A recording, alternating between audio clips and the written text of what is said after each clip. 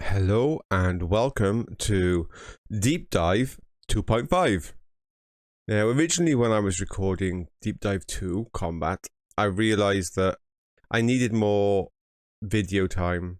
There was not going to be enough time in that video to show exactly how combat works. I needed miniatures, I needed some way to show you the exact mechanics. I wanted to show you how the combat in the show is slightly different than standard and how that functions. So I had to create 2.5. And then I realized I'm also missing a trick here. There's a great opportunity here for... We're all a community. This site is about role-playing and the community of role-players. It's not just me sat here saying, hey, this is the way that things work and this is how we do stuff, and then that's it. It's a one-way show. That's not correct. This is a site where we welcome all role players to come and, I mean, at the moment it's Rolemaster, but it is going to be more than just Rolemaster. But we want to encourage all players to come here and share their ideas, share the way that they do things. We all are constantly learning. I'm constantly learning. You guys have probably got some great solutions to issues that I have. So let's share them. So when I'm going through this video now, it's not just going to be, hey guys, this is the way to do stuff in Rolemaster, because Rolemaster of all things shows there is no one way. It's also going to be a case of me saying, hey, how do you handle some of the situations that I'm handling? And let me know, let the community know.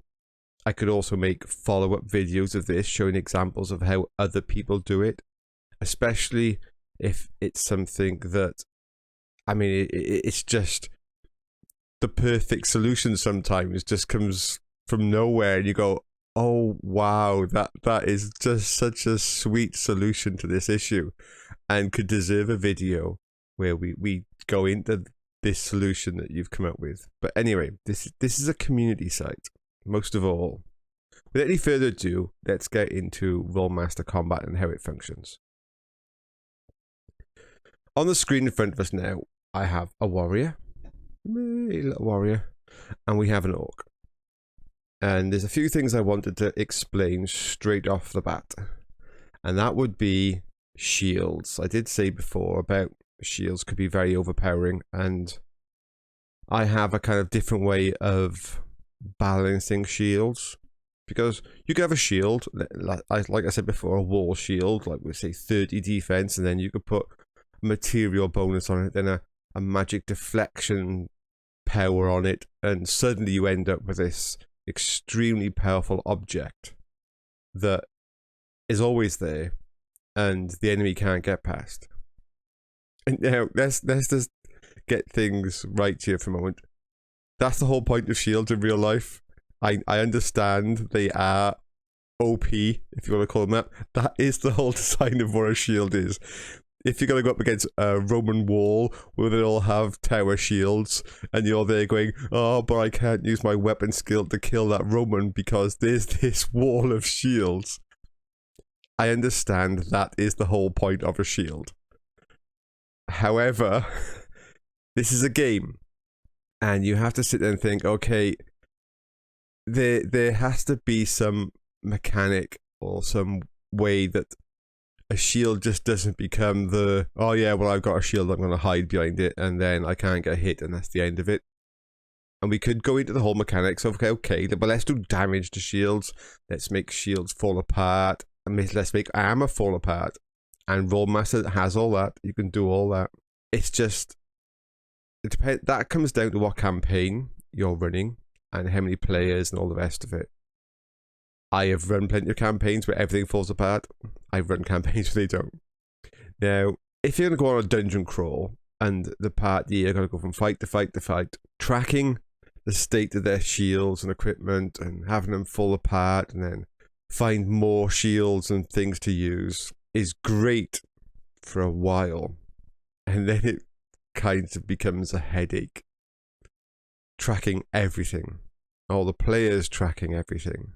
So sometimes you want a solution to say, okay, is there another way I can handle shields? Still make them extremely useful, but making them more tactical. And let me just explain what I do.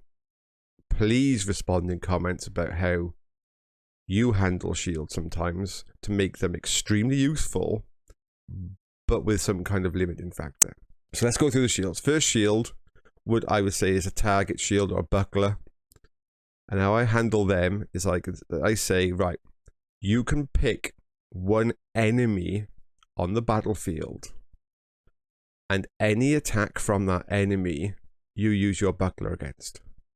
Now, the reason I say it on the battlefield as opposed to in melee is I'm making the assumption here that you're not in melee to start with. So if there is an enemy out there who's going to shoot you with a bow, or shoot you with an arrow, but you know what I mean, you could say, right, when that guy fires that arrow, I'm using my buckler to try and block that incoming attack. So you're designating a single target, that all attacks from that target, your defense from your buckler actually functions. Yes, once that person gets engaged in combat, you gotta say, look, well, you could no longer designate that ranged person because your focus clearly has to change to the person in melee. And then yes, they can say, okay, my buckler is now versus this one person in melee against me. Up from the buckler would be like small shields. And what I say for that is simple. I'm going to use a white block here. Get rid of that, those blobs. All attacks coming from the direction that's directly in front of you, no matter how many attacks those happen to be or from what sources, you can now apply your shield value against every single one of those attacks. If you have a wall shield or a night shield, not a wall shield, sorry, if you have a night shield, a larger kind of shield, I would say all attacks coming from those two sources, your shield has full defensive value versus every single attack. And you can see where this is going. Yes, if you have like a full wall or tower shield, then likewise, all attacks from those sources, you put your shield in full effect versus every single attack. So you get the idea there. So let's move them back off. So what does this mean in combat? You can say, well, that means that if there's another orc over here, surely I wouldn't be facing how I'm facing. And I would completely agree with you. I would be saying that yes, until the first attack in a turn happens against you, the warrior here is constantly doing this, waiting for that first assault. But yes, of course, you're not actually just sat there in this position unless you designate, the player says, no, I'm definitely facing that direction for a reason. Okay, let's get into some actual gameplay.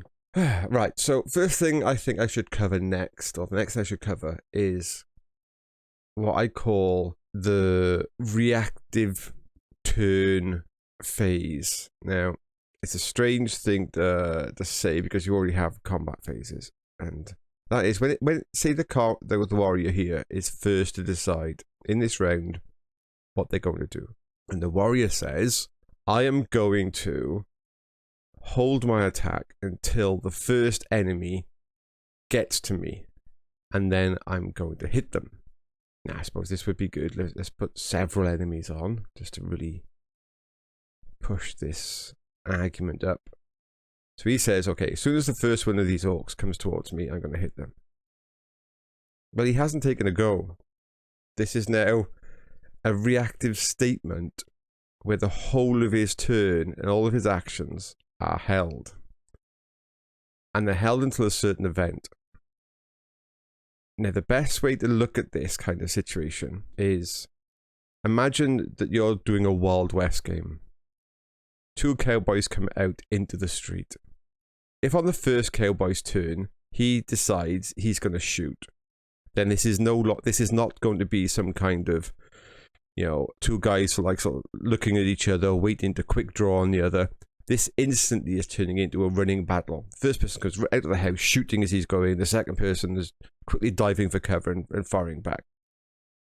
However, if the first cowboy comes out and stands there and says, okay, I'm now going to have my reaction held, and the reaction is when the other person goes to draw, I'm then going to have my go. And the other cowboy says, okay, I'm going to stand here, and when the other person goes to draw their gun, I'm going to have my go. Now, this is a perfect example of what a reactive turn is, because now, I mean, minutes could go by. Bits of tumbleweed go floating down past the street. Everybody's looking at their windows. The tension's growing. And both players know that if they decide to try and draw first, the act of going to draw their gun actually gives other player their full action. Because that's what the reaction was held for. The reaction stated, when they go to draw a weapon, I'm going to have my go. So that works perfectly. That's where you end up with that tension where both cowboys look at each other thinking, do I reckon I'm going to be able to dodge this guy's shot? Is he that good? Do I risk drawing? Or do we stand here forever until one of us just gives up? So, in this scenario you have in front of you here with the warrior is basically saying, right, I'm holding my go. So it doesn't matter how many turns go past or what phase you're in. You could end up in the spell phase, you could end up in the shooting phase, it doesn't matter. Whatever the trigger was for this person's reaction, it could be when that mage starts to cast a spell, I'm having my go. At which point, when the mage is on phase 3 and he starts to say, okay, I am now going to cast the spell, suddenly, well, hang on a minute, this warrior is having a go and his whole sequence is out the phase. And that is correct. This is one of the ways I handle what I call a reactive turn sequence. As this orc came to close in, it would automatically trigger the warrior's reactive turn. He said the moment they came close enough, he's having his go. And as he closed, the warrior is choosing to maybe shift slightly to avoid the shield or something and have his full attack on this guy. But clearly now, he is facing this direction.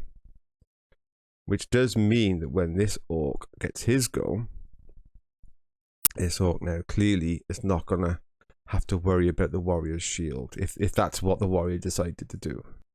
But correct, the warrior would get his go first, and we can come to how far he could move and all the rest of it in a moment. Right, so that's what I call a reactive turn phase. It's a held phase on a condition.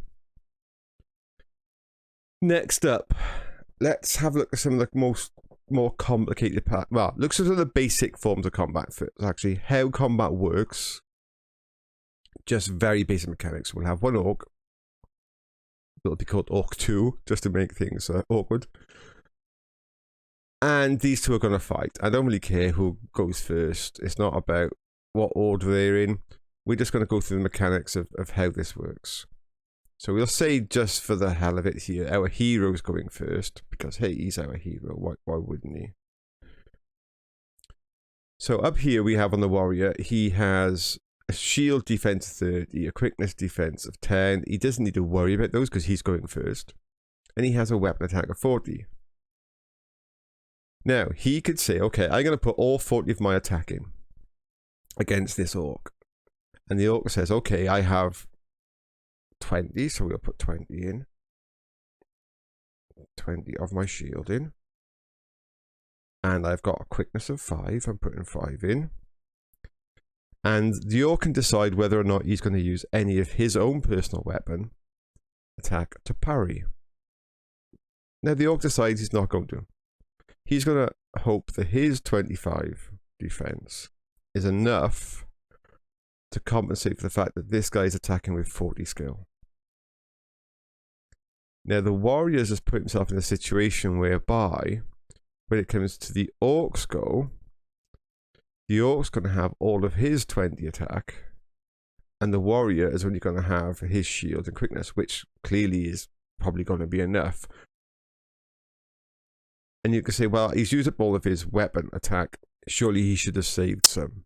Now, this is where Rolemaster gets quite clever and strange. If you have no weapon attack left, but you still want to defend with your weapon, you can. You can use some of next turn's weapon attack to parry with this turn. You think, hang on a minute, how does that work? And you go, okay, well, let's just say he's also got to defend with 20 points of his weapon this turn, even though he's already used it all. When it comes around to his next go, this 20 points of penalty is actually going to come off his weapon skill. So that's going to drop his weapon skill from 40 down to 20. So you're putting yourself at a deficit. And this kind of works because if you can imagine yourself getting assailed by somebody and you're spending all of your time parrying, you're automatically putting yourself on the back foot, whereby every turn you're not getting a chance to attack back because you're spending so much time parrying. So that's standard Rolemaster. That's not the show. That's standard Rolemaster. So let's have a look at something a little more complicated. Let's put a second orc on the table. Now this is where things get a little messy, and I handle things slightly different. Now, the first orc is going to come and attack the warrior. The orc says, okay, I have 20 attack. The warrior says, okay, I'm going to use my shield, 30, and my quickness. So I have 40 defense versus your 20 attack. Now, we'll do standard Rolemaster first. Standard Rolemaster says that. And then when this orc comes in, standard Rolemaster still says that. And I think, first of all, that makes the shield OP, and it makes combat slightly non-dynamic. Using my shield rules, the shield couldn't be used versus this guy. If there was a guy going to attack, well, we'll put a third one on, why not? So when this Orc 1 comes in from this side, this shield couldn't be used because it's on the wrong side. It's on his weapon arm side.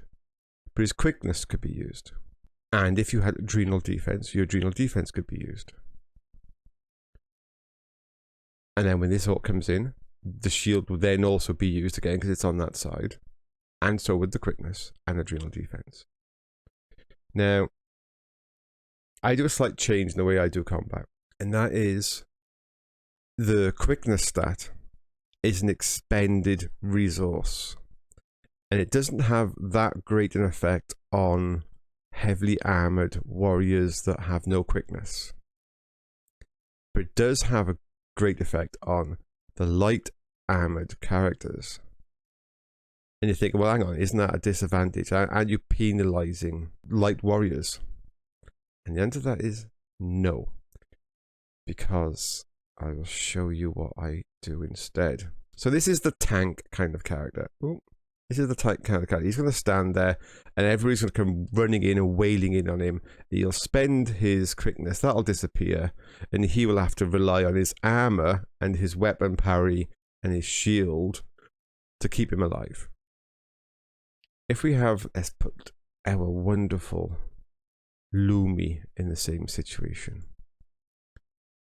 And this is what makes combat very dynamic and a lot more realistic for skirmisher type characters. Lumi, and we'll put Lumi up there now, and we're just making up some stats here, just examples. So we'll put her quickness down at 30, and she hasn't got a shield, but she's got adrenal defense or something. So adrenal. Okay, first orc comes in. She expends her 30 quickness. and she expends her adrenal. And we'll not worry about weapon or her martial arts. So she's got a 50 defense, but this, we can color it, make life easier. These two are expended. They've gone. You've used them. And I do allow adrenal defense to refresh, but let's not overcomplicate things just yet. So we have these as expendables. So the first one gets a massive defense. He misses. The second one comes in. She can refresh these if she takes a 5-foot step. So what you're saying, if this was real life, you've just come in and you swung at me, and I've dodged. Now, somehow without my feet moving or me relocating my position, somebody else is coming in to swing at me, but I can still dodge. This is not the Matrix. You can't stand still like Neo out of the Matrix and just do funky dodging. You have to move your feet. You have to relocate your position if you're getting attacked by multiple people and you want to keep being able to dodge. So this is fine. She takes a 5-foot step back. This instantly refreshes both of those stats, but they have to expend exhaustion.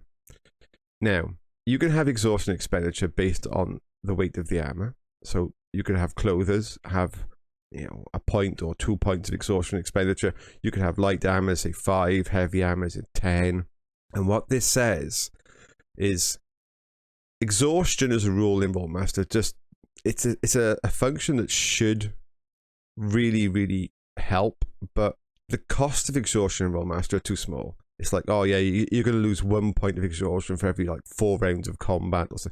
It's not enough to make it worth recording during combat. Nobody wants to sit there and record how many exhaustion points they've spent if they've always got enough exhaustion points to last a battle.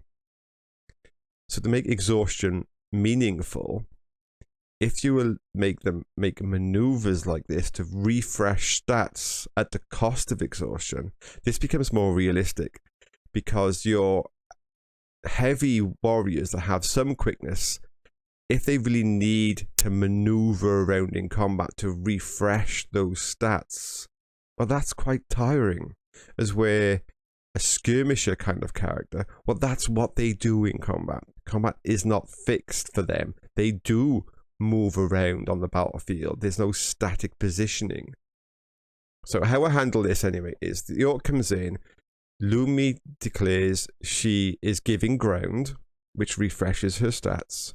The orc that is coming in is not the one that gets to decide what to do as a reaction. The orc that was currently engaged with her gets a reactive decision first. Now we'll come to this reactive decision in a minute, and that normally would be this orc could be given the opportunity to follow up.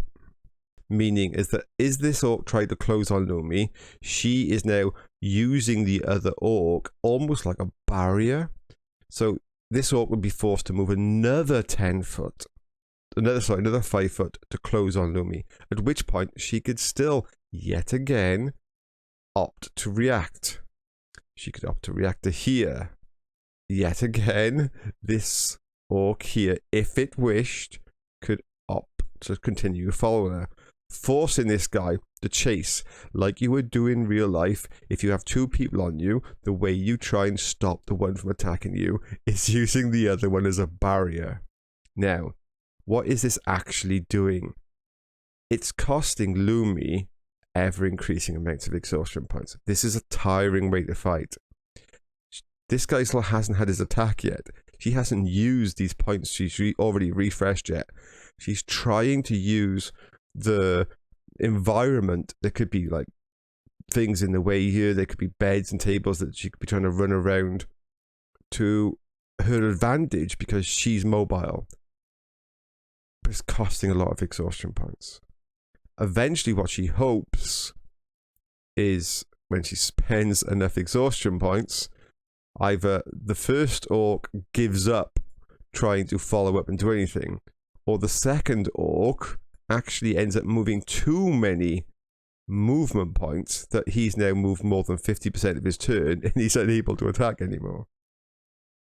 But there is a huge risk in doing what she's doing with regards to the first orc, and we'll come to that in a moment. But this is a good example of how a character with light armor and a lot of exhaustion points and some good quickness stat can maneuver around a combat field and change the whole defensive structure of your own party and of the enemy by being a skirmisher, forcing the enemy to break formation to chase after her. Eventually this time the first orc or second orc had no more movement points left because he had to have movement points to keep following her. And she still has to have movement points to keep taking 5-foot squares, by the way. They're not free. If she's run out of movement, she can't keep doing it. But she eventually gets here. This orc gives up. He's got either no more movement points left or he just can't be bothered to chase. This orc now finally closes, and because he is now next to her and there's not anywhere really to go without this guy reacting, he is getting his attack. She now has to spend her 50 defense to defend against this orc. Yes, of course, Orc 3 then comes in and the whole process can start again as long as Lumi actually has movement points left. She could continue to refresh her quickness and that, forcing things to follow until this guy can no longer react and the only reactor is the attacker. Right, so complicated, maybe, but it actually works quite well, I find, and it makes a skirmisher more effective. And it also means that because quickness is a expendable resource, when you get to higher level and you end up with all kinds of defense bonuses coming in, all kinds of clever stuff, you still want to have an engaging and interesting combat without it just being people with massive defenses. So getting them to think about where their shield is located, getting them to think about, well, hang on, if I move or if the person next to me moves and I am now no longer covered because I needed their protection to stop people coming in where I do not have a shield, then this becomes a tactical decision. Which means as a heavy tank with a shield, you don't want a skirmisher stood next to you. Well, clearly you wouldn't in real life because that skirmisher needs to move. That's the whole function of how they fight. It's not a static fight. And suddenly the heavy tank with a shield can get surrounded and flanked, as you would do in real life. You wouldn't attack directly into a shield if you outnumbered a shield user. So I hope that makes sense of how I handle things in the show to try and keep combat dynamic for the characters. But there's one more thing I want to go into, and this is multiple attacks. And I'm going to swap from Lumi again back to the warrior, just because it's more of a warrior thing, maybe. And this is characters with high skill and skills like reverse strike and other things like that, and how they function. Because it's something that it sounds straightforward, but when you actually come to try and do it in game, sometimes it can be a bit confusing as well. How does reverse strike work? When does it trigger? What happens if my character still has weapon attack left? All these questions. Or if I can have more than one attack, how do I have more than one attack? Because it says in the rules it takes 50% of my turn to have a melee attack, so how can I possibly have another one, especially if I've moved? And the answers are simple. Okay, this warrior closes on this orc. He let's just change some of his stats. I know that these stats are now becoming kind of irrelevant, but let's just get rid of this so it doesn't get confusing. We go straight just to the weapon. That's all I'm interested in as well. He has 100 weapon skill at this point. We'll move it here so we separate it from all this stuff. So he has 100 weapon skill. He has more than 5 ranks in his attack. Oh, he has 5 or more ranks in attack. He has the choice to attack this orc with more than 1 attack. Now, first of all, combat is not a single swing of a sword, a combat turn. A combat turn basically just says that during that combat turn, with your various feints and shifts and lunges, there is an X amount of opportunities for you to find an opening to have what could potentially be a lethal attack. So, what we're saying for this warrior is he's skilled enough to find 2 potential opportunities in this turn. And this is what he's going to do. He's going to spend 40 of his 100 skill on his first attack. And he's going to spend 20 on a second attack. Right. If the warrior was a monster and the orc was the player, I wouldn't be saying to the player, the monster's going to attack you twice and the first one's a 40 and the second one's a 20, because the player doesn't know the numbers. So the description of this, if it was the other way around, would be, oh yes, this orc's coming towards you. It's extremely skillful.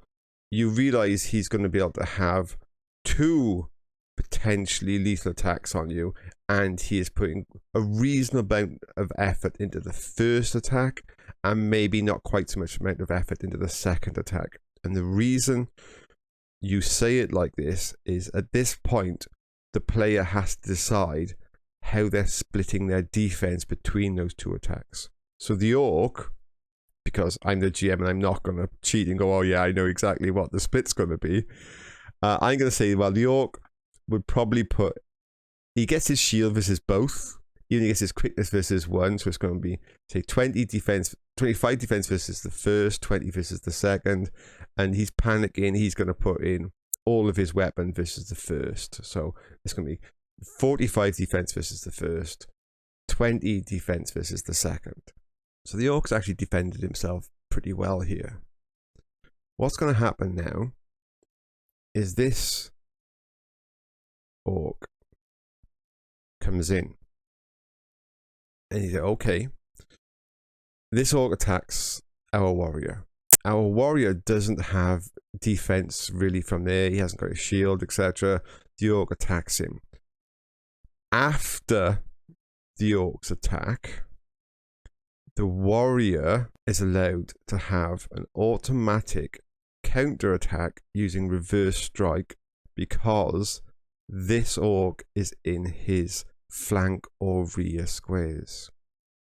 So what that means is the reverse strike skill you have, which is a percentage. So say the reverse strike, your skill was 50%. It's 50% of your maximum skill, which is 100. So the warrior would get a free attack at plus 50 at the orc behind him. So yes, that's the 3rd attack in this turn. And it's not over yet. So he's had 2 attacks versus this orc. He's had the reverse strike versus this orc. This orc at the front here, orc 3.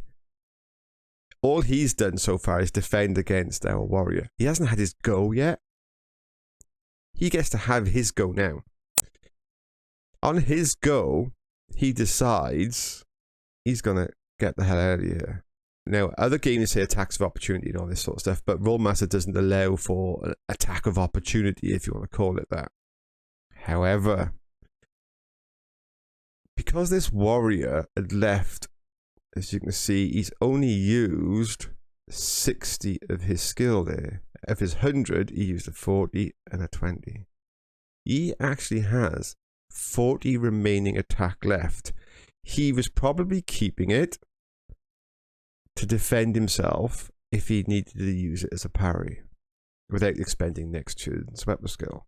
But because I class this now as a reactive opportunity for the warrior, if the warrior has offensive bonus left to use this turn, a weapon skill left to use this turn, he can choose to use some or all of it as a reactive strike. Because although we can only see 2 ways to attack this person this turn, there's now clearly a third opportunity arising. So the warrior now declares he is going to use his 40 skill to strike this orc. And in doing so, he can do this. Okay? As a reactive move, as the orc tries to flee, he strikes. Now, you're saying, well, hang on, that's a reactive move to this other orc. And the answer to that is yes, it is. You are correct. Because this guy has moved as a reaction, and this guy's... If this guy had more weapon skill left, he could also do that. The warrior does not have to give chase to the orc. The warrior could let this orc go, not expend those 40 points, and I would allow them as a reaction instead to get ready to receive this orc as a reaction of this guy leaving. Or, as I said, he could react to give chase, have his 40 attack on that orc, potentially killing it. This orc actually already used all of his offensive bonus. We've seen that. If he has no offensive bonus left, he cannot react to that move. You can only react as part of the initial attack or when somebody was giving ground in combat, not in this situation. So this orc could not follow. He has had all of his attack. He's done his thing. This is a reaction from that. He goes forward. He kills him. But this orc can still come in and attack him in the flank because he is facing this way. And yes, you can say, yeah, but can't he now give ground and regain his quickness bonus? And the answer to that is, sure thing he can. He can now give ground to regain his 5 quickness, forcing this orc to come another 5 foot, and then they can engage. So, it's a little bit complicated when you first watch it, but it's not.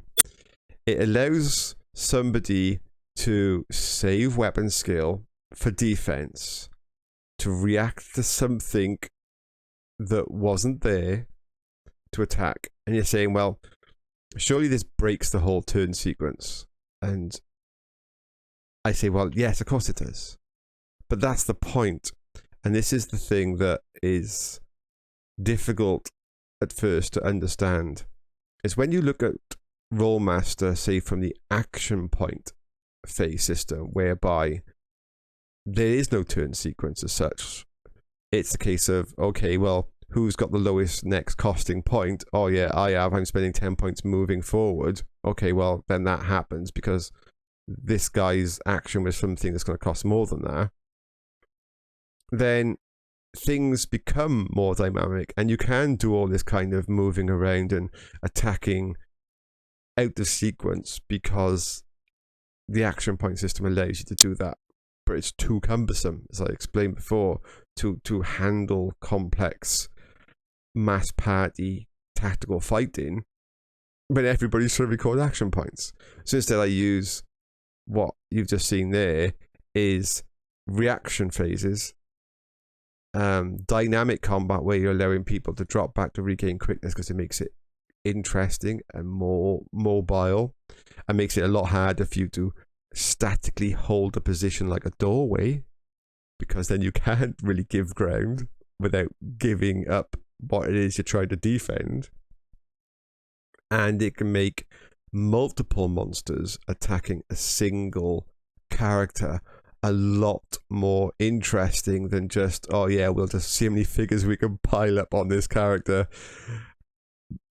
Because, yeah, really, you wouldn't just stand there. You would be trying to constantly outmaneuver your opponents and getting them into positions whereby, you're forcing them to funnel around tables and things, yeah? And this other person's just trying to decide whether to clamber on top of the table now, because although the fight started maybe over here, you've, during the fight, forced them to chase you around objects, which does make things a lot more interesting, especially if it wasn't him, but somebody a lot more agile that would be jumping up on the table and potentially jumping back down and forcing these things to be chasing like idiots around the room trying to corner a very nimble opponent. So I'm hoping that you enjoyed that, and that kind of gave you a little bit of idea of how in the show we will be handling combat. But as I said, I want to hear your ideas. Rolemaster is such a fantastically fluid system whereby you can change and tweak things, as I said, based on how you want to run your campaign. And it's very much up to each GM and what the players like as to how you do things.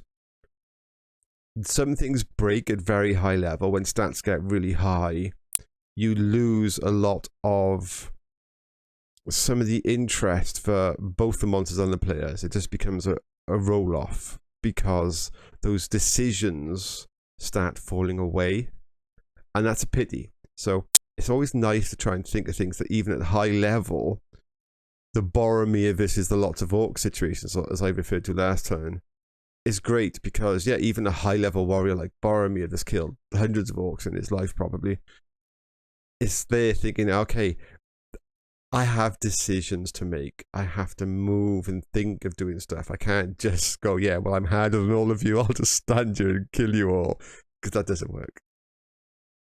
So yeah, give me your ideas. Give me your feedback on how you handle shields. Do you expend their power? Do you let them keep their power? Do you let them keep their power versus all facings? Do you even bother with facings? Do you allow shields to stack material and maybe deflective enchantments, or do you force them just to have like the highest out of it all? So once it's like a plus 30 wall shield, then it could be made of sawdust or adamantine. It's still a plus 30 wall shield. The material is just hit points because you use like a breakage system. And magical deflection, the same as you have with swords, and the way the system says you could do it, whereby the most you could do is a +5 above the material enchantment. So to make a mithril shield enchanted to go from 20 to 25 is actually a very high powered enchantment spell that could only be taken by a mithril shield, but it only gives the shield an extra +5. So that does reduce some of the overpoweringness of a shield, but as I said, in real life, shields are overpowered. So it's only right that if you have your wall shield in front of you, well then everybody that's attacking you from the front, well, it's going to be really hard to hit you. There's a wall in the way. That's the point of a shield. But I would like to hear, like, yeah, how do you handle those? How do you handle multiple attacks from your characters and from the monsters?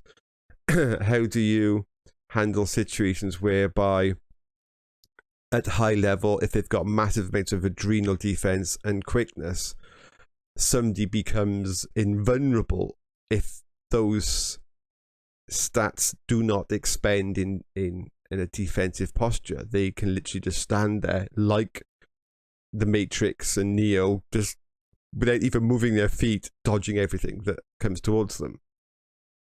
Let me know how you handle some of these things, especially if you've got unique ways of dealing with some of this stuff, especially at high level. And at high level, I mean, once you start getting numbers whereby, I mean, things that say have like a +30 attack against you have to roll open-ended and then could still have no chance. have no chance at all. Even they're like open-ended twice to even think about touching you. Even if there's like a mass of them around you, and you're just there going, yeah, okay, I got to roll open-ended twice on each of these creatures to even hit you. You can literally go to sleep, and they can't hit you. Those situations at high level, how do you handle them? What ideas have you come up to keep the character? This is the most important bit.